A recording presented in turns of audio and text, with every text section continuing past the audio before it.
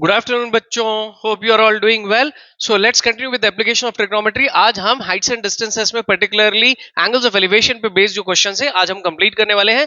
Next 2 और 3 more questions will see on angles of depression and then will move on with the next chapter. So if you talk about this particular problem as of now, इसको अच्छे से analyse करना बहुत बहुत हमारे लिए आवश्यक है, क्योंकि यहाँ पे काइनेमेटिक्स और ट्रिग्नोमेट्री दोनों का application है, right? So let's start with analyzing the question. As you all know, the blue text gives us the information जिसको हमको अच्छे से एनालाइज करना है, और ये ब्लैक टेक्स्ट हमारी इंस्ट्रक्शन है जिसको हमको पूरा करना है, राइट? तो let's begin with, it says the angle of elevation. Obviously elevation angle ऊपर की तरफ हम देख रहे हैं. कहां पे देख रहे हैं इस बार हम जेट प्लेन की तरफ देख रहे हैं. इस बार प्लेन है. All these days you know कि कभी तो कोई ना कोई इस तरह का स्ट्रक्चर हुआ करता था, बिल्डिंग होती थी, टेम्पल होता था या सेल टावर होता था, ठीक है? तो इस बार there is a plane, and where the plane could be in this context, it won't be on the ground. Obviously it is in flight. In flight यानी कि ये उड़ रहा है हवा में. तो आप जेट प्लेन की तरफ देख रहे हो. So let's take this to be a jet plane, right? तो मैं इसको जेट प्लेन अज्यूम कर लेता हूं. इसको मैं पॉइंट बी देता हूं. वैसे तो हमको पूरा क्वेश्चन पढ़ना है अभी. So it says the angle of elevation of a jet plane, where are you looking from, यानी आपकी पॉइंट ऑफ ऑब्जर्वेशन कहां है?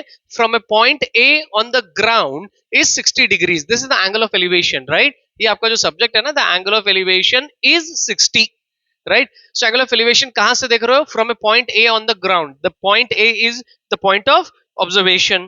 चलो, ये हमारी पॉइंट ऑफ ऑब्जर्वेशन A है. ये पॉइंट B हमारा जेट प्लेन जो कि अभी फ्लाइट में है. और देखिए ये it is at a certain height from the ground. Let's connect it. I am dropping a line down. तो ये जेट प्लेन ये ग्राउंड लेवल है आपका, इतनी ऊपर है वो स्पेस में.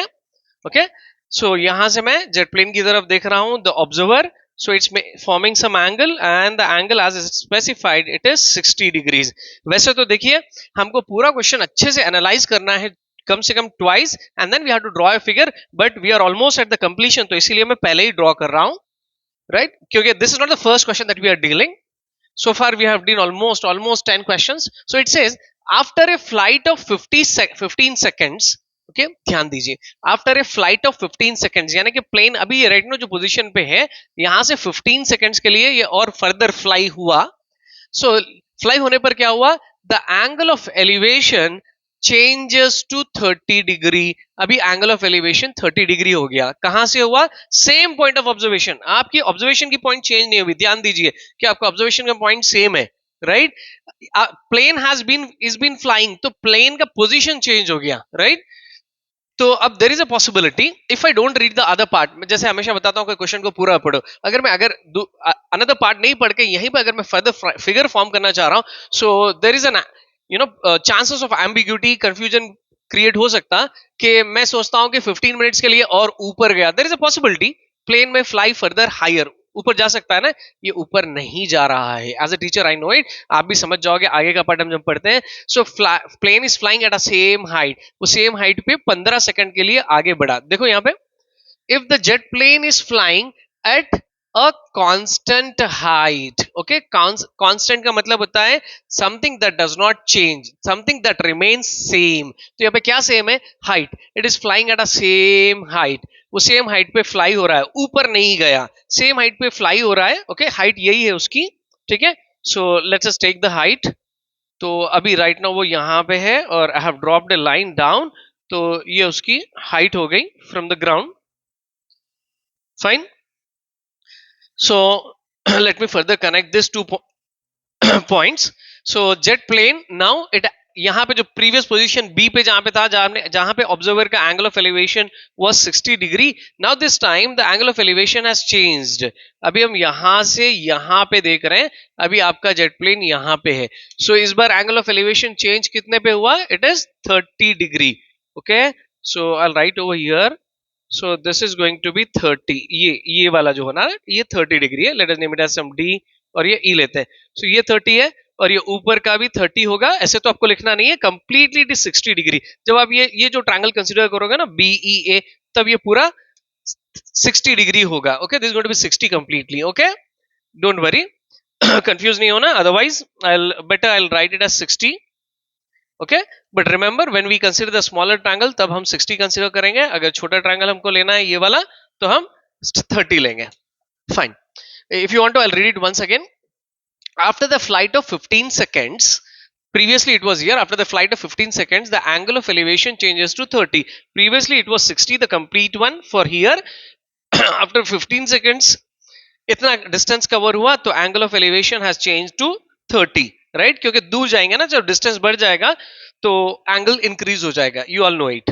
चलिए, going forward, if the jet plane is flying at a constant height of 1500 root 3 meters, okay, height, ये जो हाइट है ना, सेम हाइट पे, पहले जितना था सेम उसी हाइट पे है. This is 1500, okay, 1500 root 3 metres. So यहाँ पे भी ये 1500 रूट 3 मीटर्स है, this height, the red ones. Okay, मैंने रेड वंस दो सेम रेड कलर्स इसलिए यूज किए कि हाइट सेम है, हाइट चेंज नहीं हुई यहाँ पे.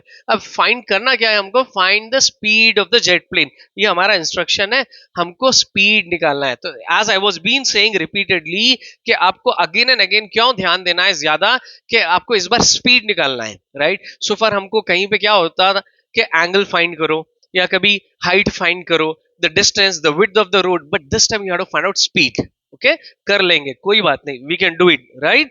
सो कैसे करेंगे हम इसको थोड़ा सा एनालाइज करते हैं. The very first thing is we need to look for two right angle triangles. ये टू ट्रायंगल्स वाले सॉल्यूशंस है. तो देखिए, एक राइट एंगल आपका बनेगा ए बी ई, पहला छोटा सा ट्रायंगल जहां पे आपका एरोप्लेन यानी जेट प्लेन आपका बी पोजीशन पे था with 60 degree angle. Then further the angle has increase to 30 when the aeroplane has taken further moved forward, इसने और फ्लाइट कंटिन्यू की 15 सेकंड्स के लिए, यहां पे आ गया तो इस बार 30 डिग्री हो गया. तो ये हो गया आपका दूसरा right angle triangle, that is A C D, right? तो hope you understood the two right angle triangles यहाँ पे कहां बन रहे हैं. तो अब हमारा कंसर्न है कि हमको स्पीड कैसे निकालना है. तो स्पीड कैसे निकालेंगे? As I was been repeatedly saying, तो स्पीड का जो फॉर्मूला है हमारे पास काइनेमेटिक्स से, speed is equal to distance by time. ठीक है, तो डिस्टेंस बाय टाइम अगर हम कैलकुलेट करते हैं तो हमको स्पीड पता हो जाएगी. सो अब डिस्टेंस हमारे पास नहीं है, हमको डिस्टेंस फाइंड करना है, टाइम पता है. टाइम कैसे पता है? कि इट्स बीन सेड कि the time taken to for the plane to move from point B to point C is 15 seconds. ठीक है, यहाँ पे it took 15 seconds for it to move from here to here. तो ये 15 seconds में इन्होंने यहां से यहां तक फ्लाई किया, तो आपको स्पीड निकालना है. तो यहां का अगर आपको डिस्टेंस पता हो रहा है, okay, if you can find out the distance, then the distance covered from B to C divided by 15 seconds will give you the speed. Hope you understood it. अगर आपको ये समझ में आ गया तो कैलकुलेशन हम यू में कर लेंगे. ओके, बट अब यहाँ पे एक छोटा सा क्वेश्चन अराइज हो रहा है कि अब ये बी टू सी हम कैसे फाइंड करें. B to, because B to C is not a part of a right angle triangle, नहीं बन रहा है. हमारे राइट एंगल ट्रायंगल्स तो यहाँ पे this one and this one.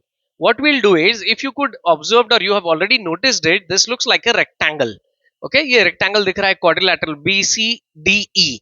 Okay, previously हमने ऐसे कुछ क्वेश्चन सॉल्व किए थे. तो अगर हम बी सी, हम रेक्टेंगल जो बन रहा है राइट एंगल ट्रायंगल का पार्ट नहीं है, बट अगर हम बी सी को इसको इक्वल अगर हम लेते हैं, ओके, लेते हैं क्या, ये तो इक्वल हो जाएगा ना ईडी से. तो as it is a rectangle, the opposite sides, the parallel sides are equal. तो अगर हम ईडी फाइंड करते हैं तो it is enough, right? ED हम फाइंड कर सकते हैं because this is a part of a bigger triangle. आपके बड़े ट्रायंगल का हिस्सा है ये ईडी, ये ईडी हम फाइंड कर लेंगे. अब ईडी कैसे फाइंड करेंगे? हमको पहले ये छोटा ट्रायंगल लेना पड़ेगा. इन द स्मॉलर ट्रायंगल हम क्या करते हैं, पहले ये फाइंड करते हैं. Okay, let us assume this as some Y. Okay, हम इसको कुछ वाई लेते हैं, हम ये वाई मीटर्स ये फाइंड करेंगे. देन हम क्या करेंगे, ये कंप्लीट जो बेस है बिगर ट्रायंगल का, हम फिर ये बेस फाइंड करेंगे. Okay, it's very very simple, कुछ भी मुश्किल नहीं है, थोड़ा सा लेंथी है और थोड़ा सा ट्रिकी है. आपको क्या करना है, आपके पास दो जो छोटे ट्रायंगल्स है, ये जो ट्रायंगल है आपके पास, पूरी डेटा आपके पास है. ये जो स्मॉलर ट्रायंगल है, यहाँ पे एंगल 60 डिग्री है, राइट? और ये हाइट आपको पता है यहाँ पे 1500 रूट 3. तो ये 60 डिग्री और 1500 रूट 3 से आप ये बेस फाइंड कर लेना.